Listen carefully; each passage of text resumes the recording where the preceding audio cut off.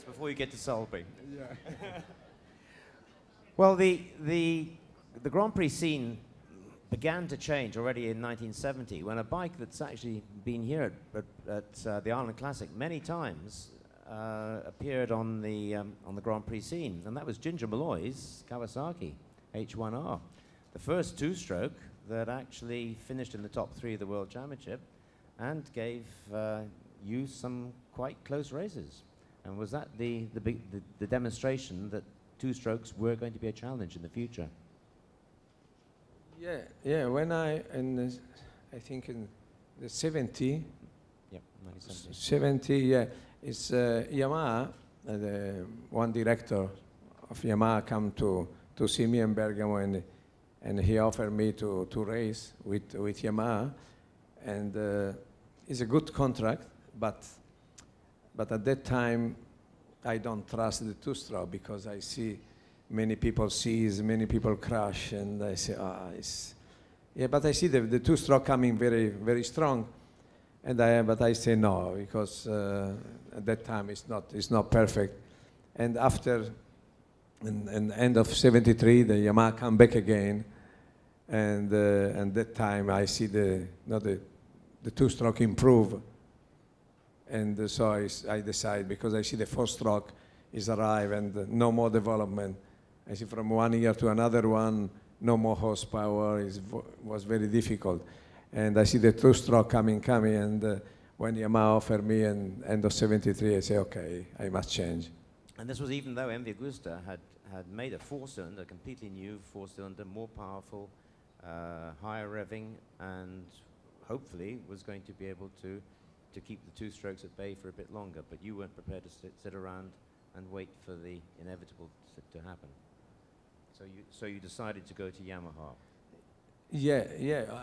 Well, at that time also the MV Agusta prepared the four-cylinder, but at that time I don't like very much because you have some problems. It's heavy bike, and because the engine is a little heavy, but I see the two-stroke, and of course for me it was a very hard decision because MV Agusta was my family.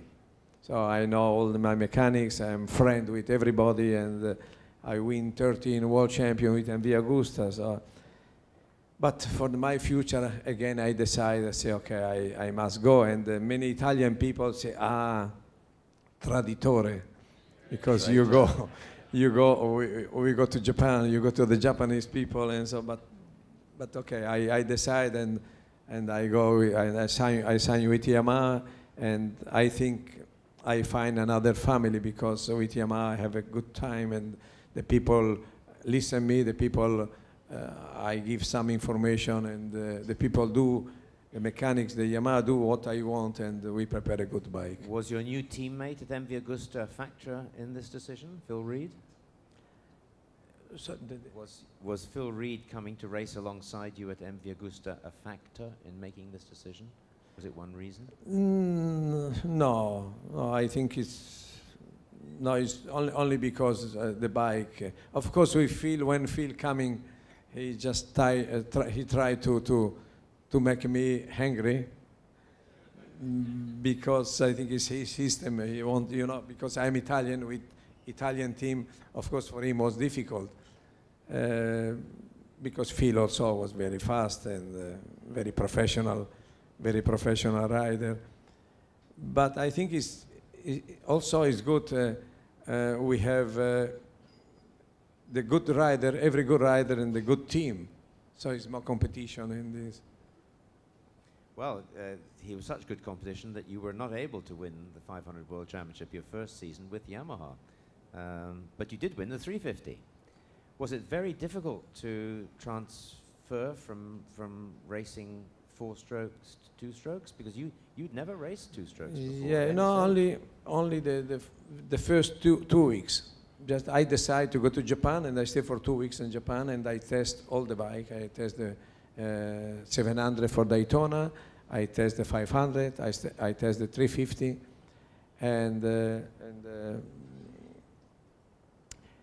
but 350. Which circuit did you test on? And Yamaha circuit. Ah, okay. Yamaha circuit. I spent 2 weeks, every morning. We start at 9 o'clock, stop at 12 o'clock, eating the fish. Sushi? No, sushi, no. Very cheap fish. Water for 2 weeks. But we prepare the bike, and I understand. I learned the two-stroke because, of course, the two-stroke, we don't have the brake like today. Today we have a very good brake, so you don't need the engine help you to brake. But at my time, we need the engine, especially with MV Agusta, with the four-stroke. The engine help to brake. So, but after 2 weeks, I learned, and I win quickly in Daytona, and also my first Grand Prix in France at Clermont-Ferrand, and I start, and I'm fifth position, and I fourth, third, second, and I leading for 8 seconds, and the crankshaft broken. And another time, before start, I changed tires, and Dunlop put the soap, the water with yeah, soap, releasing fluid. yeah, and the start and the first corner, I brake, and the tire turn, and I crash. So another time with Barishin at understop, and the first 3 or 4 laps, he leading, and I'm very close to him because I prepare to pass him, and so I'm very, very close, and he crashed, and I crashed, and I broke my shoulder. So it's very, very, very difficult season. But you must have had a lot of satisfaction winning your very first race for Yamaha in Daytona, in the 200-miler. The first time you'd raced in Daytona. Yeah, it's my first time with the two-stroke, my first time in the state, my first time with the circuit, with the banking.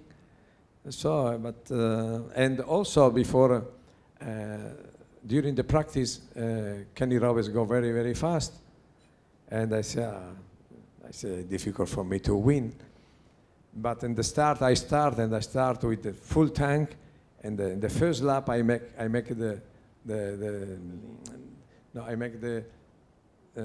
I'm faster than Kenny, and practice with 1 liter of petrol. And so I have a good race, and I win. But I want to stop, and halfway I want to stop because I'm dehydrating, and I say, okay, I stop, and because I'm very, very tired, and I leading, I say, oh. But after I think, I say, oh, many people come to see me from England, from Italy, from France. I say, what I say to all these people, if I stop. So I try to be strong for maybe more 1 minute, and after I come again, and I win. But when I win, just the doctor come and give me the injection. Well, in those days, there would be charter loads of people going from Britain and from Italy to Daytona to watch. So it was a big moment, I think, particularly since I go. Big responsibility for me. Big responsibility. Talking of dehydration, would you like to have a glass of water while we're waiting? Oh, okay. No race. So in 1975, you finally won Yamaha's long-awaited 500 Grand Prix World Championship. Most important for Yamaha, though, before Honda did. This was obviously, for Japanese rivalry, a big, big step. Yeah, because he's the first world champion in 500 for Yamaha, so I win for it, so I'm very, very happy. But then for 1976, things seemed to go wrong, and I've never understood exactly what happened that season, because you raced some races with MV Agusta, and you raced some with Yamaha. Explain what happened in '76. Yeah, because okay, I am with Marlboro sponsor, so I decided to make a team because Yamaha stopped to race at that time for 2 years, I think, no, 2 years. So I make a team, and MV Agusta give me the bike, and so I make a mix. Example, in Nürburgring I try I try with MV Agusta and I try with Suzuki, because Suzuki was very, very fast, but not available. Not reliable. And so always also the problem, engine problems, and before the start, maybe two hours before, rain, and I decide to race with MV Agusta, and I win. And I say my first win and the world champion was what we said before, and Nürburgring, and then my last one was in Nürburgring. I never thought of that. But you mentioned that Marlboro sponsorship, that you were the first person to race with Marlboro sponsorship in motorcycle road racing. And of course, they became an extremely big and important sponsor in Grand Prix racing. How did you go about attracting them? Because in those days, it was, well, there was hardly any sponsorship from outside sources. Yeah, when I raced with MV Agusta with the black leathers and the Marlboro, people call me and I meet these people and I say, we like to sponsor you. And I said, it's my first time with the sponsors. I said, no, I'm sorry, but I don't smoke, so I don't want to. But after he showed me the contract and he showed me the money, I said, okay, I race. And some people say the money is not important. I think the money is important. Like Valentino Rossi, when he said, no, I never race with some sponsor from tobacco. After 2 years, he raced with a sponsor for tobacco.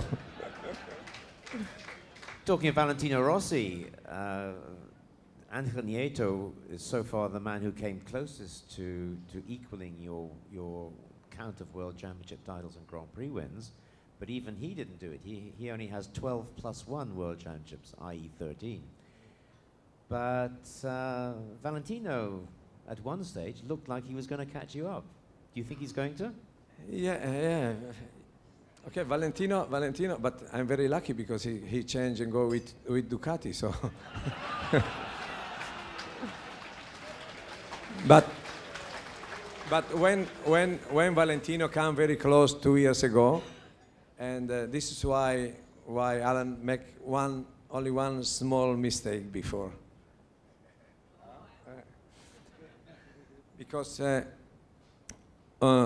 for the Grand Prix winner, and one journalist from Spain called me and said, Ago, you win not 122 Grand Prix, but 123. I said, well, I have in my book 122. And after we check, and this is true, it's 123. Why? Because I win at Hockenheim in 76 with 750, but not Superbike, but Grand Prix. So it's a Grand Prix race. So I must put this one also because it's important because Valentino is coming close, so I must, I must check everything.